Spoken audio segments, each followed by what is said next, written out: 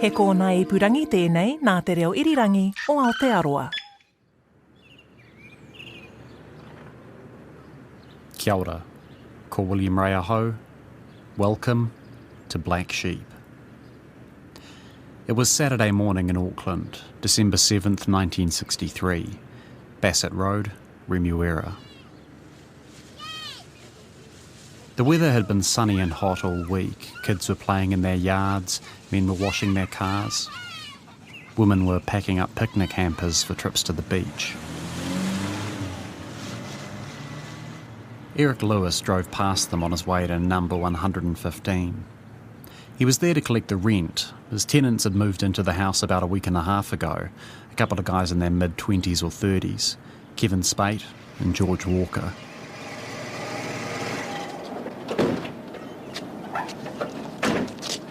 Eric walked past the letterbox. He noticed it was stuffed with a couple of days' worth of newspapers. He frowned and kept walking towards the door. Bottles of milk were sitting on the porch that curdled in the summer sun. Had his tenants gone off on holiday and forgotten to tell anyone?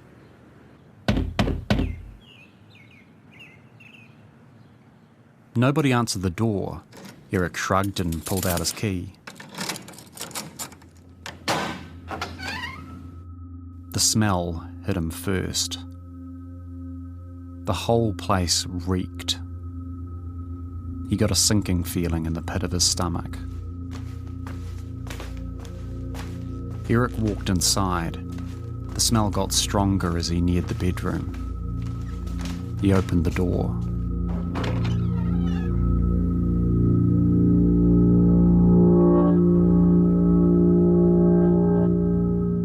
What he found in the front bedroom horrified him. It was one body of a deceased male on the bed and one body of a deceased male on the floor, and it looked like both of them had been shot. Within a few hours, Bassett Road was swarming with police.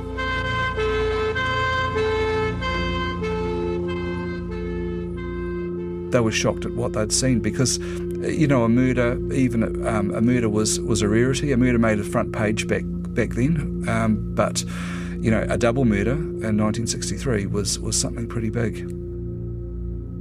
Even more shocking was how these men had died. They'd both been shot multiple times at close range. Police collected 6 bullets from the bedroom and handed them over to Dr. Donald Nelson, a firearms expert at the Department of Scientific and Industrial Research, or the DSIR. Dr. Nelson looked at those bullets, then called a meeting with the detectives. He announced those bullets had been fired from a .45 caliber submachine-gun. You know, you could have dropped a pin on the floor. One of the detectives I talked to, Peter Faulkner, said, you know, that just came out of the blue. They didn't think that there was a machine gun in New Zealand at that time, so it was a huge shock. Because I mean, the picture it immediately brings up is like, get those movies, those like old Chicago gangster movies with people with Tommy guns. Go in. Give me that Tommy gun, Sam.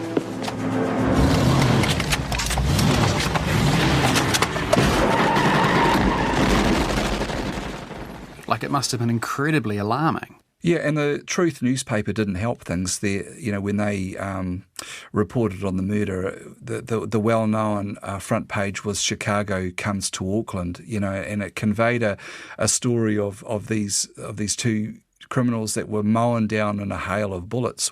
This is Scott Bainbridge, by the way. He's probably New Zealand's most famous true crime author.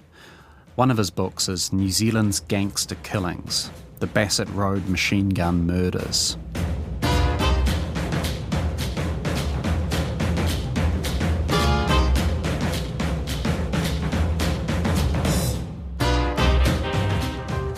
As Scott was just saying, the media's initial reporting of this story was pretty overhyped.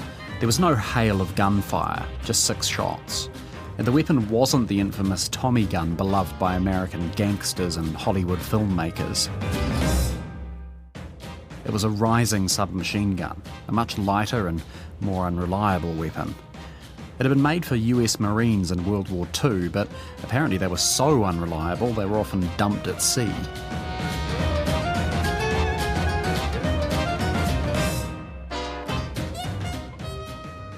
Whether or not the killer had intended on using it to spray the room full of bullets, it was determined that that particular gun was faulty and it was jammed on single shot, hence only 6 bullets.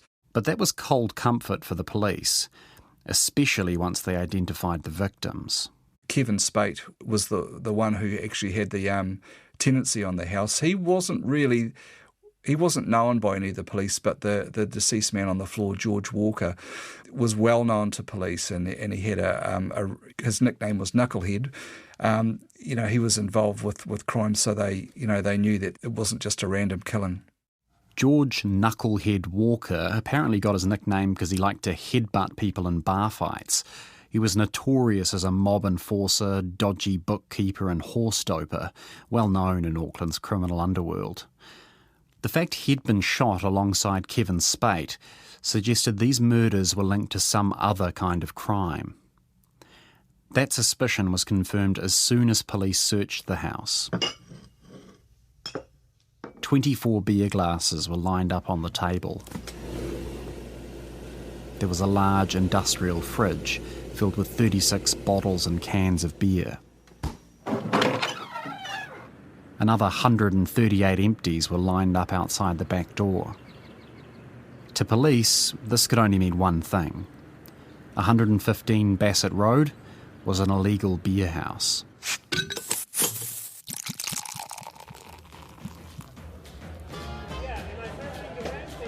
Remember, we're back in the 1960s, and in those days New Zealand's bars couldn't serve alcohol after 6 p.m. It led to something called the 6 o'clock swill, where men swarmed into bars and downed as much booze as they could before closing time.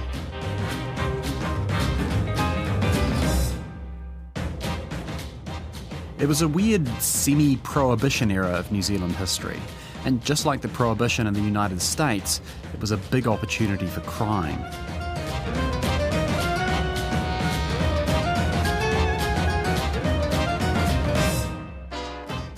Illegal bars cropped up all over Aotearoa. They were run out of ordinary houses, with booze bought covertly from hotels and sold at a massive markup. These places went by a bunch of different names: sly grogs, beer houses, grog dens. A lot of their customers were sailors and other workers who often couldn't finish work in time for 6 o'clock closing. But beer houses also acted as hubs for the criminal underworld. It was at these places that a lot of the crooks could, they had the safety and the security of being able to plan robberies or burglaries with like-minded people and, without the fear of being caught.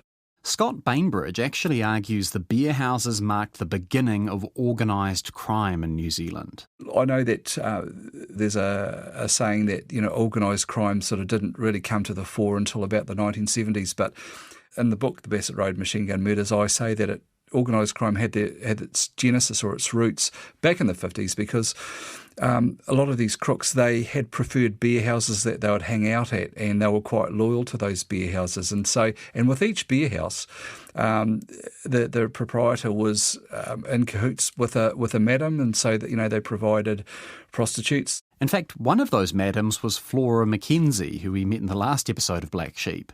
This is the same era where she was getting super famous as the operator of the Ring Terrace brothel. The police knew all about these illegal beer houses. They'd raid them now and again, but mostly it was a live and let live kind of situation. And, if there was ever any crime committed over the weekend, like a safe blow, the police generally rang up all the proprietors of all the beer houses to say, hey, look, who was spending up? But the Bassett Road murders were far more serious than anything the police had dealt with before at a beer house. For all they knew, this could be the beginning of a full-on gang turf war, the kind of horrific violence which had made cities like Chicago infamous in the Prohibition era of the 1920s. The image of 1920s Chicago loomed over a lot of Auckland crime in the 1950s and 60s. Lots of Kiwi criminals deliberately styled themselves after the gangsters they saw in Hollywood movies or read about in books. A lot of these guys were just fixated on those gangster type, Jimmy Cagney, George Raft movies. Morning, gentlemen. Nice day for murder. Where's Fraser? Where's that $100,000? Think we're going to pay off, huh? Certainly. If I don't get that dough in 3 minutes, Fraser's going to be splashed all over the best hideout in town.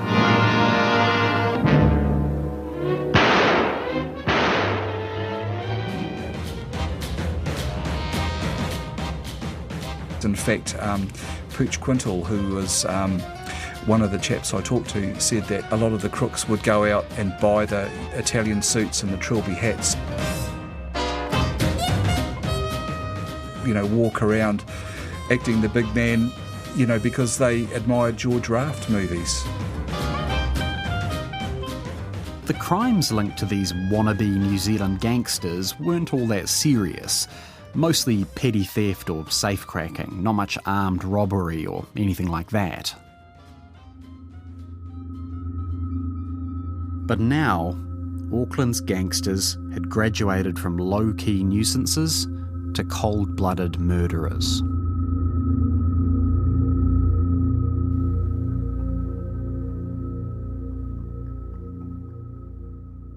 The police got their first break 3 days after the bodies were discovered, and it came from none other than Robert Muldoon. By 1975, Muldoon would be Prime Minister of New Zealand, but in December 1963 he'd just finished his first term as an MP and had recently been re-elected to represent the Tamaki electorate.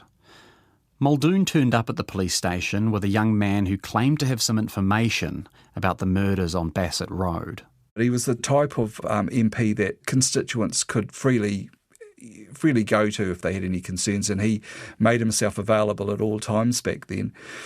He was approached by this man who was working as a chef at a small restaurant at the bottom of Queen Street, sort of those type of restaurants that sold chicken in a basket. This chef told Muldoon that he'd been working at the restaurant one night when he ran into an old acquaintance. And he was out the back having a break, and he saw this chap walk down the street and recognised him from doing time in Borstal many, many years earlier. Borstal, by the way, was the old youth prison system. A lot of the people we're going to meet in this story got to know each other when they formed gangs inside Borstal in their teens. Often the gangs were arranged between prisoners, really who just, needed that sort of protection from being targeted by not only their fellow criminals but also some of the guards. Anyway, where were we? Oh yeah, Muldoon. So this chef met with Muldoon and he told him he'd run into an old friend from Borstal, a guy called John Gillies, who had come up from the South Island and had only been in Auckland a couple of weeks himself, and I guess he didn't know anybody, and so he started coming into the restaurant every night, and not long, a couple of days after the Bassett Road murders, he came in and he was reasonably drunk, and he had basically admitted that he knew, what went on with the Bassett Road murders. According to this chef, Gillies said something like this. The heat's going to be on in this town in 2 or 3 days' time. One general sent another general a telegram. Grenades on the way. Close up. So, the other general got machine-gunned. At this point in the chef's story, the detectives must have perked up their ears. The fact the Bassett Road murders were carried out with a machine gun was public knowledge. But what wasn't public was that police had found 2 hand grenades at the property. They were both deactivated, and one was missing its pin. The fact John Gillies mentioned a hand grenade suggested he wasn't just spinning a yarn. According to the chef, Gillies was anxious to tell more of the story. He claimed he was actually in the room when the murders happened. One of these mugs was lying on the floor, and the other bastard said, "I'll write you a cheque." I asked for the dough, and then my mate said, "They have us mugged." So he gave them a burst.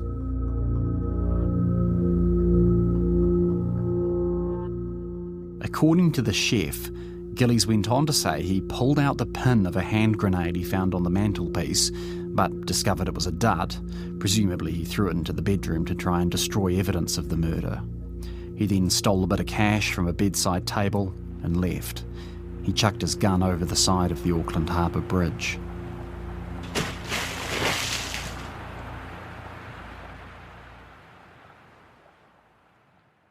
All of a sudden, the police had a suspect. John Frederick Gillies. It also sounded like their suspicions about a gang turf war were well founded. All that about one general talking tough to another general sounded pretty ominous. But there was still a lot of unknowns. For one thing, Gillies mentioned he had a mate in the room with him, but didn't give a name. Also, John Gillies wasn't someone the Auckland police had dealt with before. He wasn't well known among their informants either. He knew a handful of people in Auckland, and from his Borstal days. But he'd been born in Napier, but he'd spent a lot of his time, his early adulthood in the South Island, and then he went to Australia, where he very quickly got involved with some robberies and spent a lot of time in Pentridge Prison. In fact, he served a reasonably lengthy term in Pentridge Prison, and was released and got booted out of Australia and came back to New Zealand, and it made himself an enemy of a couple of people in Greymouth, which is where he was living, and so he shifted up north, moved to Auckland, and as I say, because he'd spent a lot of time in Australia and in the South Island, he knew virtually nobody, but had connected with some people that he had been in a gang at Borstal with years earlier. The police had another breakthrough a few days later. Some of their informants suggested they get in touch with a guy called Craig Curtis. Craig Curtis was a young man around town. He was the heir to the Litchfield Shirts, so his parents had started the Litchfield Shirts in the North Shore. So Craig was a very handsome young guy, and he had a nice vehicle. He liked the high life and associating with people on the periphery of crime. Craig Curtis was also into drugs, mostly cannabis and pep pills, both of which were pretty new in 1960s New Zealand. Curtis used his connections with the criminal scene to buy weed and supply it to other rich mates. He was also a keen gun collector.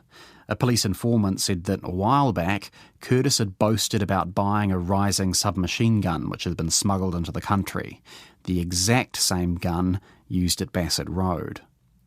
What's more, this informant said Curtis had been acting scared recently, even talking about fleeing the country. At first, Curtis refused to talk, but after they raided his parents' house, he agreed to an interview. And he brought along another guy, a low-level criminal called Bryce Peterson. They only knew each other because they would frequent the same beer house, and they both discovered a mutual love of jazz music and art. So that was their bond there. Now, Craig was a collector of antique weapons and had amassed quite a nice array of rare guns. He was approached by Bryce, and who said, "Look, I've got a mate who's after a submachine gun or a gun. Would you be able to lend him one or show him one?" And so there was a meeting that arranged somewhere secluded on the North Shore.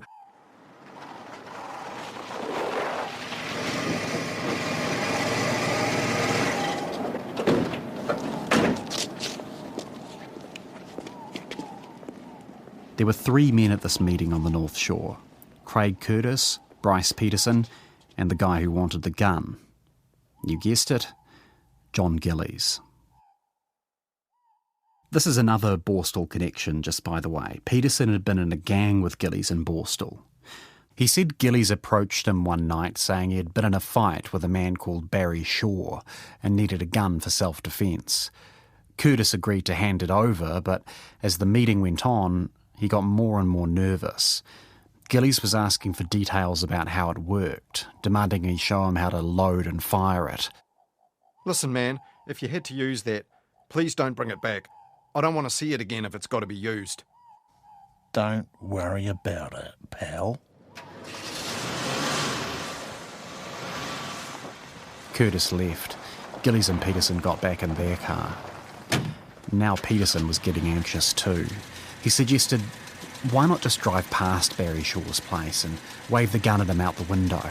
That'd be enough to scare him off. No need to actually shoot the guy. Don't worry about it. I know what I'm doing.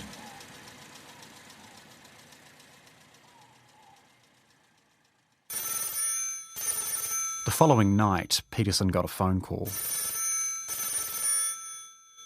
It was Gillies. He sounded drunk or stoned. Can you get me another gun? Are you going to start a rebellion or something? Well, there's 2 gone, and the other gun is in 50 fathoms of water.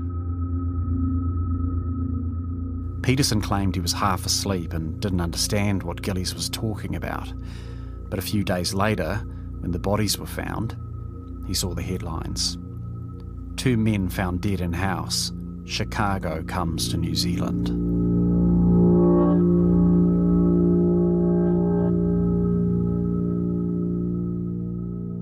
So now we've got Gillies. Someone's heard him talking about the murders, suggesting he might be involved. We've got a couple of guys who said they gave him exactly the kind of gun that the police think was used in the murder.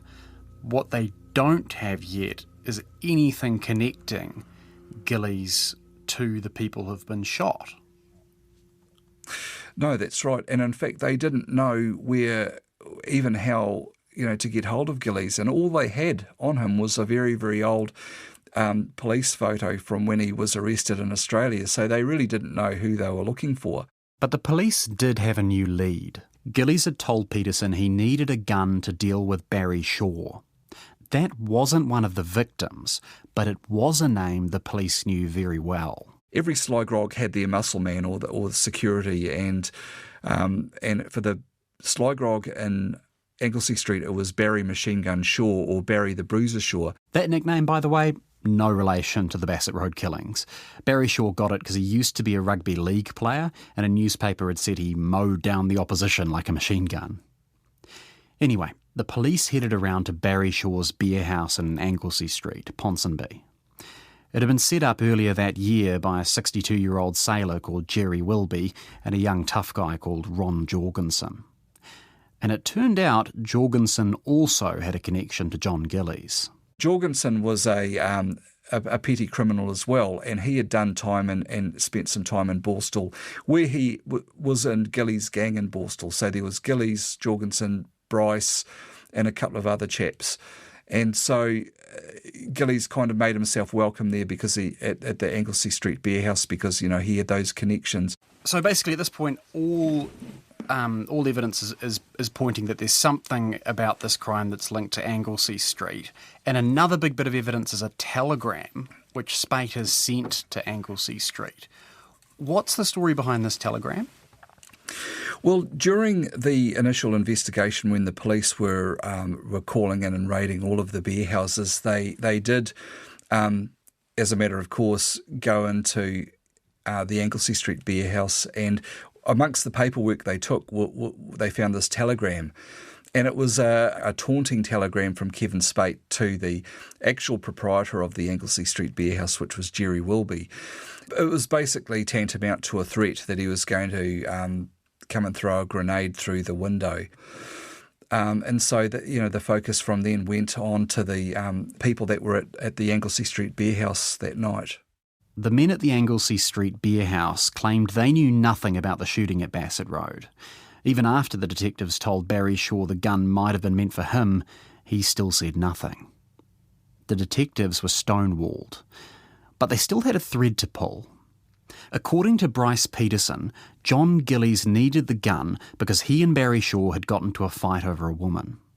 So their next step was to interview the women linked to Anglesey Street.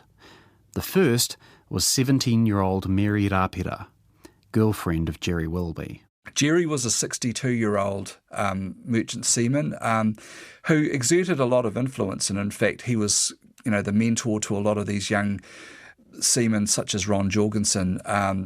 He was a very charismatic guy, very quiet but very charismatic, and he was married with kids, but he also liked the young girls, and basically paid for Mary's time and company. So there was an expectation there that while Jerry was at sea, Mary could do whatever she liked, but for the time that he was back on shore, that she was to be his and solely his, mainly for sexual purposes, but also, in November when he and Jorgensen decided to start up the beer house venture, there was an expectation there that she would be the hostess and would pull her weight around getting the beer. And so the police did interview her. They interviewed Mary, and she initially denied any knowledge, but they could tell that something about it really rattled her, and they felt even at that early stage that, she wasn't letting on exactly what she knew. By this point, the detectives were fairly confident John Gillies was the shooter, and that the killings had some kind of link to the Anglesey Street beer house. But they still had a lot of questions. Gillies had told Peterson he planned to use the gun against Barry Shaw, so why was Shaw alive and 2 other men were dead? Plus there was still the mysterious second man, the mate who John Gillies said was in the room with him when the murder happened. Mary clearly knew something, but she wasn't talking. So the police decided to shake things up. They launched raids on all the major beer houses in Auckland. The purpose for raiding all of the beer houses was really to put pressure back on Anglesey Street. Police had an inkling that there was some involvement there now, but by applying that kind of pressure and attention on the other beer houses, it was thought that that the other beer houses would gang together and put pressure on Anglesey Street, just to get the heat off them. And that's exactly what happened. There was a sort of a summit between the beer house in Franklin Road and the other one in Ponsonby, where they said, it's coming up Christmas, we all want to make a lot of money, the police are putting pressure on us, so, you really need to, step up and take the heat off us. Yeah, the pressure is also on Gillies, who's been sort of under incredibly intensive surveillance by the police this whole time. Well, it did take a while for police to work out where he was, but they did interview Bryce Peterson a couple of times, and Bryce was able to put them in the right direction. So Gillies was moving between flats quite regularly, but, he had this quiet, menacing, persona, and the people were, they took him in. Some of them actually didn't even know he was connected to the Bassett Road murders, but they knew that something was wrong. The pressure was clearly getting to Gillies. He was drinking heavily, and when he was drunk, he'd start telling his hosts details about the shooting. He even related a conversation he had with the 2 victims in their final moments. I suppose you know why I'm here? Why are you here? I've been offered money to knock you off. Hurry up and get it over with. No, wait. Maybe this guy can offer me more not to. I haven't got any money, but I could write you a cheque. He talked about how he shot Kevin Spate first, then offered George Walker a cigarette before killing him too.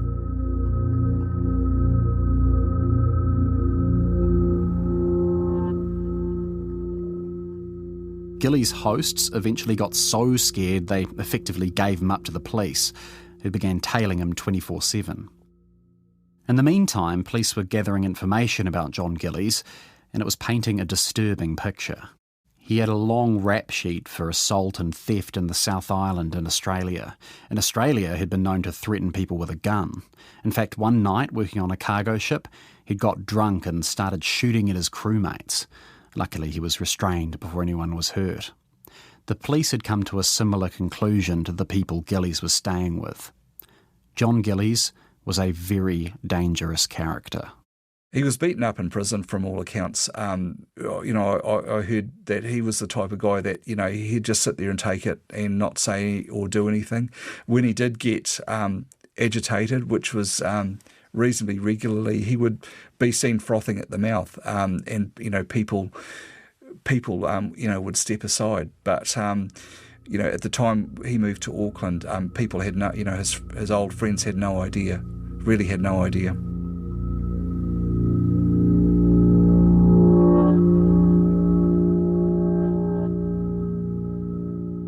Investigations kept rolling. Police tracked down another woman linked to Anglesey Street, Barry Shaw's girlfriend, a 21-year-old sex worker who called herself Lola. On Christmas Eve, detectives visited her flat.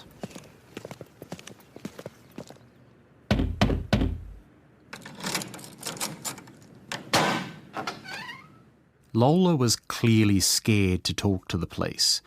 Detectives tried to convince her she could be protected. But right as they were talking, the phone rang. It was Barry Shaw, and he was furious. Lola hung up and then explained to the cops that this was just the latest in a string of threatening phone calls from Shaw, Ron Jorgensen and others linked to the Anglesey Street beer house. She'd seen cars parked outside her flat and believed she was under constant surveillance. But eventually, detectives convinced her to talk. It all started on December 3rd, the day before the shooting. Lola got a phone call from Barry Shaw. He was drunk and angry. The two had been dating for a while, but things had gone downhill recently. Their phone call turned into an argument, and Shaw hung up on her. 30 minutes later, he turned up at her front door and forced his way inside. Lola was terrified. She ran out of the house to a phone booth, called up a taxi and headed to Anglesey Street.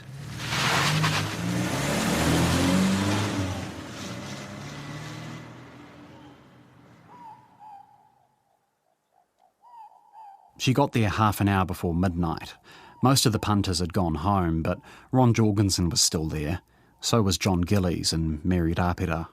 Gillies was acting, he overheard the conversation. He was acting the big tough guy, and so he said he'd go and deal to Barry. And so Gillies followed Lola back to her house. And when Barry came in, I think Gillies got the fright of his life because he probably didn't realise how big and sort of powerful Barry was. And the pair had a big fight.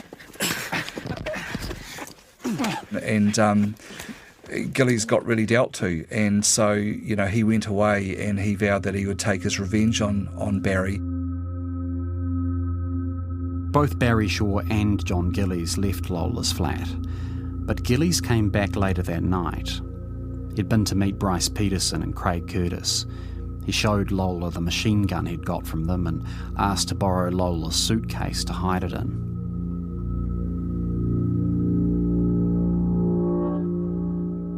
So now the detectives had another piece of their puzzle. They knew why Gillies had got the submachine gun. He'd been beaten up by Barry Shaw and he was looking for revenge.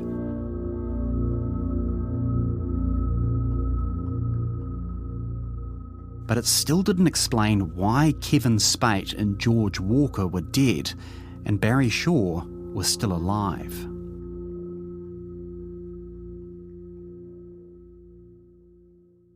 They didn't know it, but right at that moment, the police already had the final bit of evidence they needed to solve that mystery. Next time on Black Sheep, the case of the Bassett Road machine gun murders breaks wide open.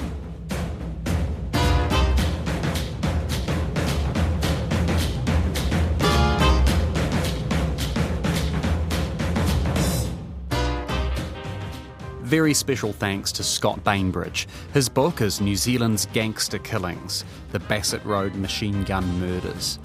If you like the show, be sure to subscribe, and if you want to help more people find out about Black Sheep, give us a rating on Apple Podcasts. Also, don't forget to check out RNZ's other great podcasts. If you're looking for a political fix, try Caucus. It comes out every Thursday and gives some really good analysis on the upcoming election.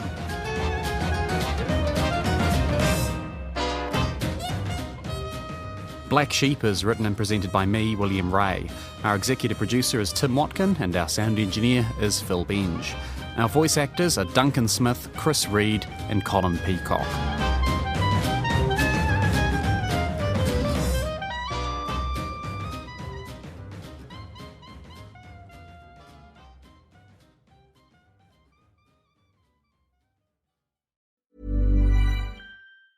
Hi, Icons. It's Danny Pellegrino from the pop culture podcast Everything Iconic, and I love Nordstrom. No place better to shop, particularly during the holiday season, because they have everything. They have holiday decor at Nordstrom. They have cozy cardigans from Barefoot Dreams, my fave. They have cold weather attire, party attire, plus free shipping and free returns, free store pickup. You can also purchase a recycled fabric gift bag so your item arrives festive and wrapped.